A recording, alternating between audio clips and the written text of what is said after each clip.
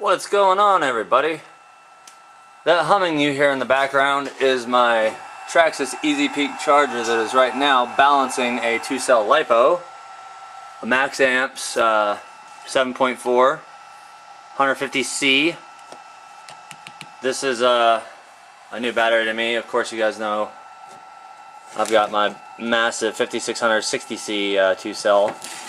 My other one had an issue with it where it wasn't charging, but once again Venom stepped up to the plate and is sending me a free replacement battery because they do back all their batteries with a lifetime warranty. So they're sending me my other one, which was a 5000 milliamp hour 50C 2-cell hard case, and these of course are the Roar approved, as I knock a socket wrench off. But look at what we got here. The TrailFinder 2 from RC4WD. I know there's been a ton of unboxings and reviews and stuff on this, but I figured since I had it all out, of course we've got on top of it the body set here, the Mojave body set. We're gonna take a look at this. What the hell? I've been cheated, man. What? They sent me a bunch of tools and parts back. Oh man, that's not cool. Why would they do something like that? Damn it. Huh? This box feels awful light. What the hell? Oh, there it is. Oh, hiding on me. There it is, folks. There is my RC4WD TrailFinder 2 that I had just wrapped up last night. I went ahead and built it. I didn't do a build series on it because so many people are doing it. And my battery's full, so that's good to know. But there she is. Painted her a nice red. The only difference that I've done with this versus a traditional, the traditional stock TrailFinder is I bought a set of 155 RC4WD Mud Hogs. And if we can get the cap off here, under the hood, for right now I have a 5000 milliamp 7.2 nickel metal. I've got my SR300 Spectrum receiver. Powering this is a Novak Eiger ESC with a 35 turn Novak Rockstar motor. For a servo, I've got a Spectrum, extremely expensive Spectrum servo that I had sitting around. I figured I'd go ahead and use it on this one. Very good Spectrum servo, and then I've got just a standard, I believe this is an HPI servo that came out of one of my drift cars. Nothing special, just something that was strong enough to pull the shift lever for first and second gear. Everything on this is bone stock. You guys might know and might not know that I did trade my ultimate scale truck. You guys remember that one, the one I was building with the T-Rex axles and all that on it? Well, I did sell that, and I just broke a mirror off my truck. That's freaking awesome. Awesome! Now, I've got a fairly loose sprung setup right now. I do plan on putting the shooter shackles on it to give it that extra height. And oh, check it out, even cooler. I've got pink fur. Some kind of pink string stuck in the back.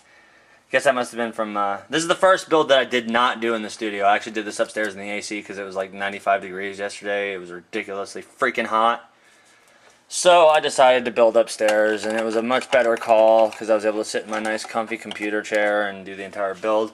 But I am extremely pleased, and I'm absolutely blown away at how easy, number one, easy this was to assemble. This was by far one of the easiest kits I've ever put together. The quality is amazing, minus the drive shafts, which I know a few people out there have already said it, like Pudge. I know you guys know him.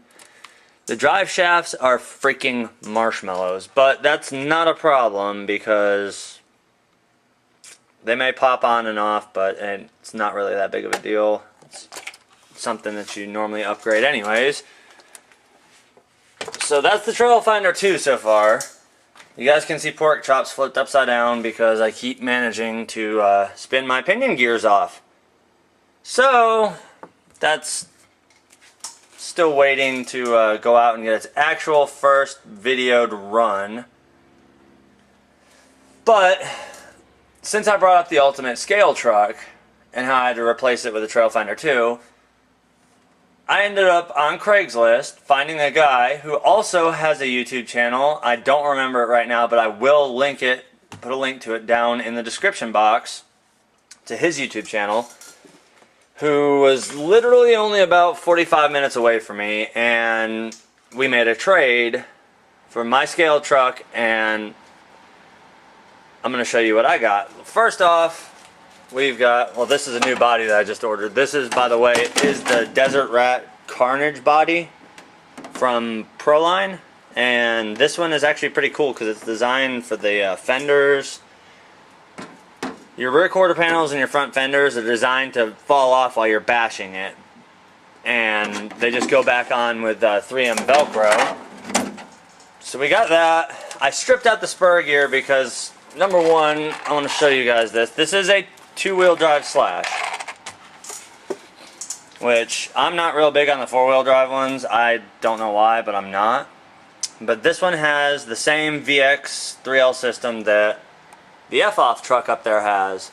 So it's insanely fast, and when I power it with a 2-cell LiPo, this thing will do standing backflips and wheelies on command.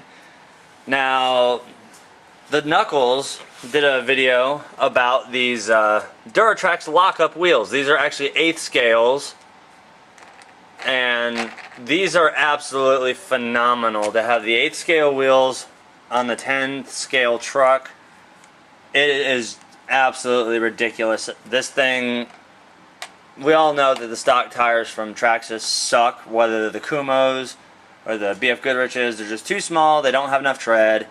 These things are absolutely amazing. They're extremely stiff, so they bite real good, and if you can hear that, that's the sound of an extremely jacked up pinion gear.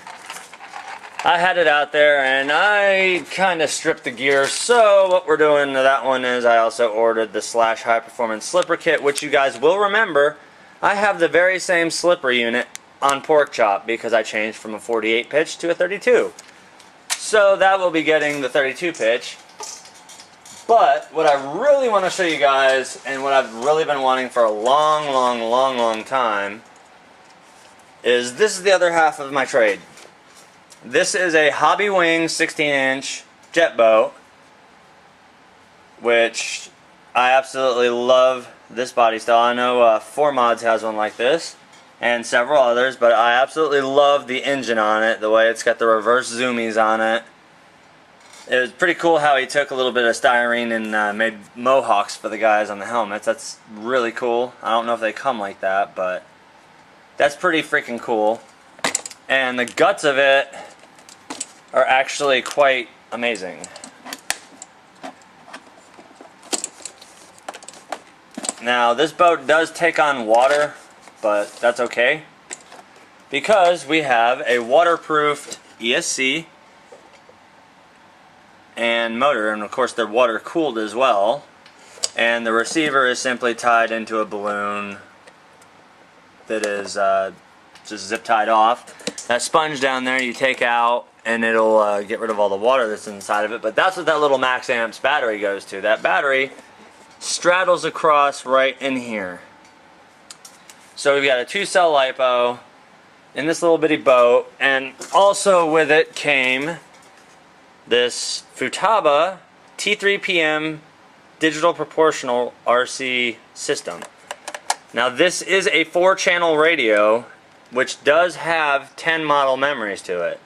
This is a really nice radio. So I hope he's happy with what he got on his end, and I'm extremely happy with what I've got on my end. I had this boat out in the pool and I couldn't even do any justice to it because as soon as I would give it any throttle, I was already smacking the other side.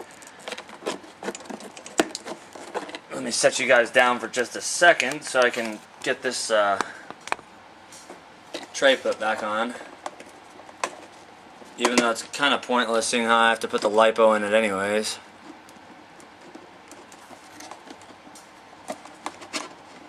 Get in your hole. Are you too good for your hole? So we're just going to re-body clip it. But the other really cool part about this trade was he made a custom trailer for it, which I thought was really freaking neat. So he's got just basically some aluminum channels you can get at, I imagine, like Lowe's, Home Depot, Tractor Supply, whatever.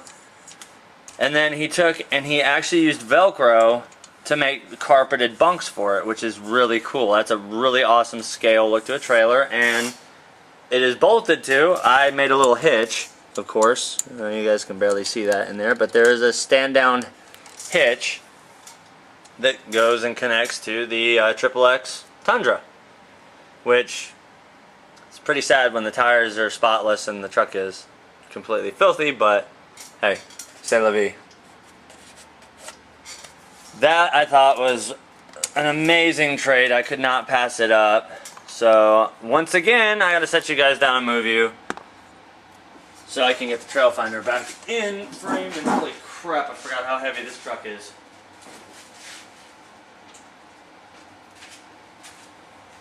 Now you guys know that I have been going build crazy lately with the Aeromax, the tanker, everything. The F-off truck, pork chop, the TrailFinder. I've been going absolutely stupid on things. Only means one thing. There's going to be a ton of videos coming out, running videos finally coming out. Of course, after I trim up that big beefy Lexan body, I'll go ahead and show you guys the body that was on it. It's a, I believe it's an 07 Chevy. Core style body. I kind of aided in doing a lot of that. There's some shoe glue under here holding that together. But no worries, I've got the Proline body to replace that, so we're all good in that category. But back to the TrailFinder here while I still am focused on what I'm doing. I do have plans to mount.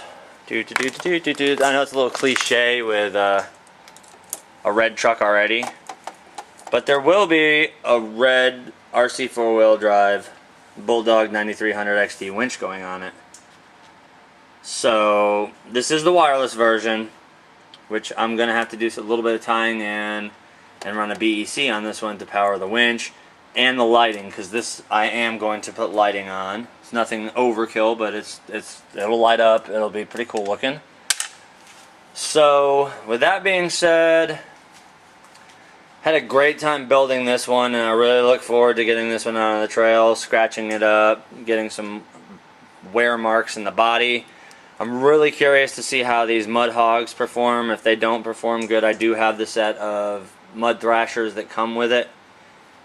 But I've used mud thrashers in the past, and on a scale vehicle, they don't really work that well. I mean, they're a good all-terrain tire, but if you really want to start getting into like the heavy hardcore climbing and stuff with it, they do not really perform that good, but they're an overall good tire. These I just figured I'd give a try because they look awesome and they give it a little bit of a lifted look, which is what I was going for. I didn't want about a stock sitting height TrailFinder, so with the aid of the shooter shackles that I'm going to get on it, and like I said, the winch and the lights being wired up, of course I've got some scale goodies that are going to go in the bed of the truck, since this does have the awesome drop bed on it. There's going to be a lot more in store for the TF2 here, but in the meantime it's going to get put away. So there you go, guys. Don't forget, rate, comment, subscribe, like them, don't like them, do whatever you want to do, it doesn't matter to me. I enjoy filming, I enjoy making these things, and most of you, with the exception of the sorry ass trolls who have nothing better to do than make fun of shit that they're basically just jealous of, the fact that they don't have all these kick-ass kick-ass vehicles or they don't have the technical skills to be able to do it, here you go. That's for you. You want a troll? You get this one. Alright guys, I'm out of here for now. See you guys next video.